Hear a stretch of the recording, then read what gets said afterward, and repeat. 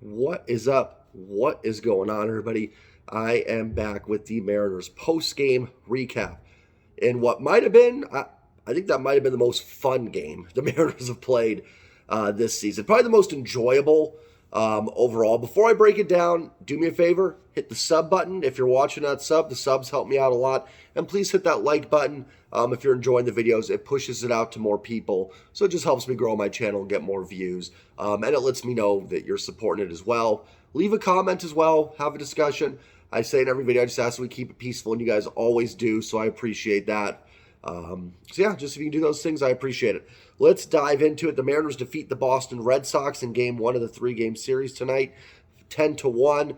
They're back over 500 at 21-20. As I said when they did it Saturday, hopefully they never dip to 500 or below for the rest of the season. So hopefully this is now how it's going to be the rest of the way. I talked about a little bit yesterday in my post game. This was going to be strength on strength and kind of weakness on weakness. You had the strength of the Red Sox offense against the strength of the Mariners pitching, and the weakness of the Red Sox pitching against, the weakness of the Mariners hitting. And the Mariners did a good job today. The pitching, phenomenal. It continues to be great, and the offense finally comes alive. It didn't look like it early. Tanner Houck with 4 shutout innings to start. 3 innings perfect, where it looked like he was going to cruise to 7 shutout innings. Feels like a long time ago that happened. If you look at Tanner Houck's splits, though, first time through the lineup, he's very good. Second and third, he starts to struggle a little bit. There's a reason why a lot of people think he may profile better as a reliever. That would be one of them. And if you notice in the fourth, the Mariners, even though they didn't get a run, they did start to hit the ball a little bit harder. Julio had a double. Ty had a line drive that was caught. And then obviously in the fifth inning, they get on the board. Gino hits a single, would have been probably a double anywhere else with that green monster and stuff. And then the big dumper, Cal Raleigh, unloads. What a game. That sounded very, I didn't mean it like that. He unleashes or hits a 2-run home run to get the Mariners on the board, make it 2-0. And then you could tell they were starting to hit Houck. They were starting to figure it out. And then they also continued to pile on the Red Sox bullpen. And we even got a position player pitching in this one as Reyes came in and pitched the 9th inning for Boston. So we had a little bit of everything in this game, but a real good win for the Mariners.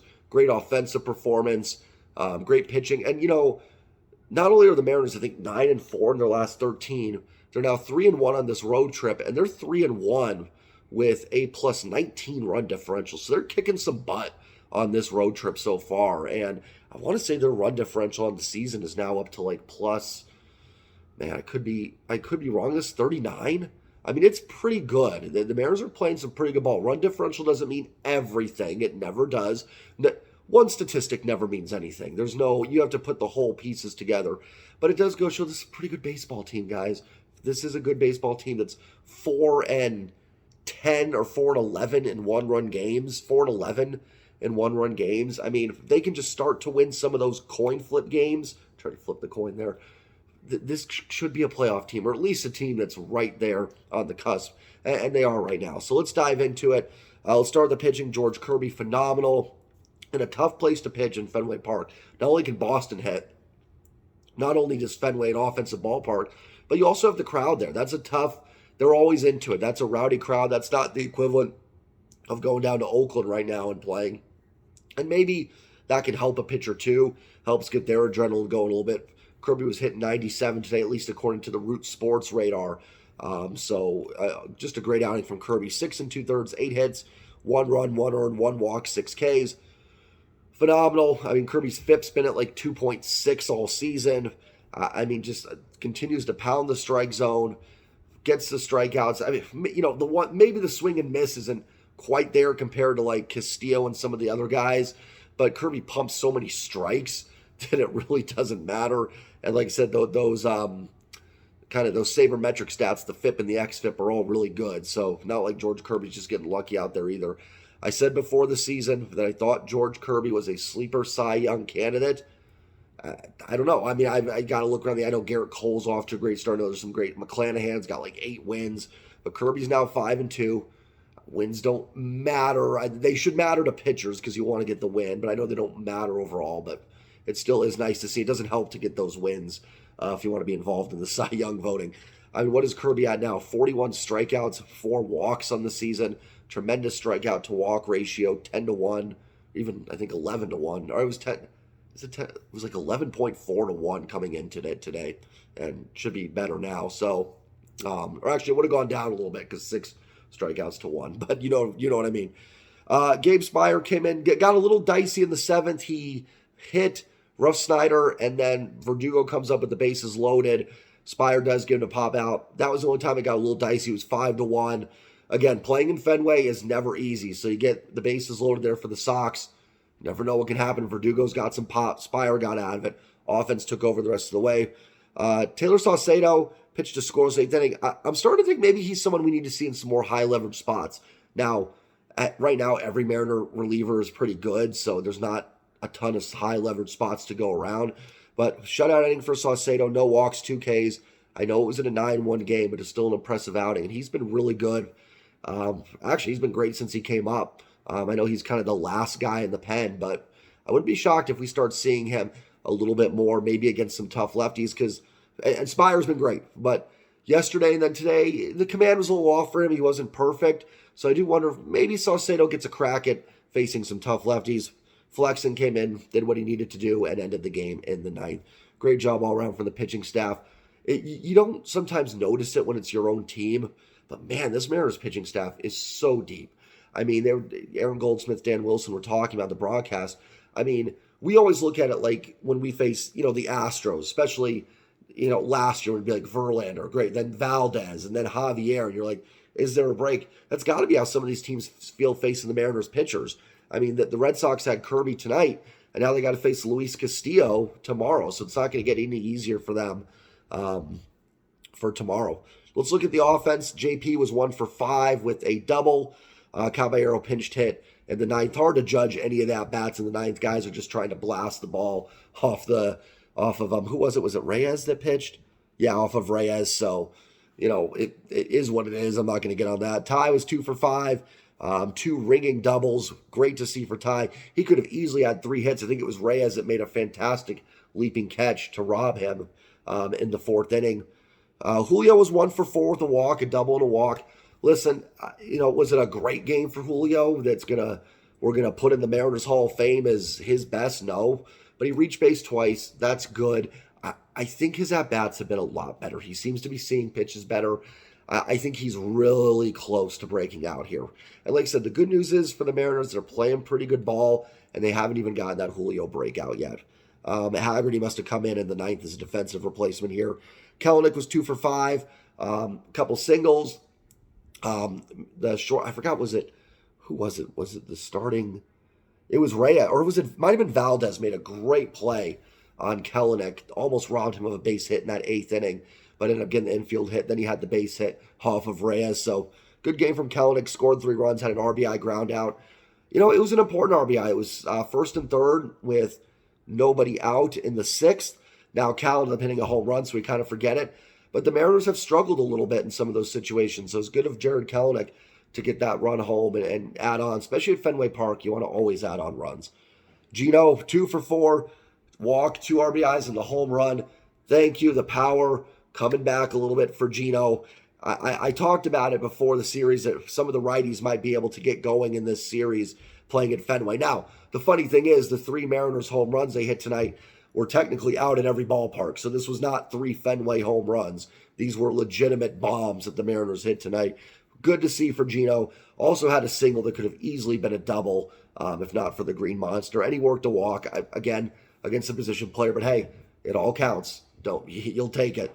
And obviously Cal Raleigh, the hero tonight, 3 for 5, 4 RBIs, threw out a runner, tried to steal.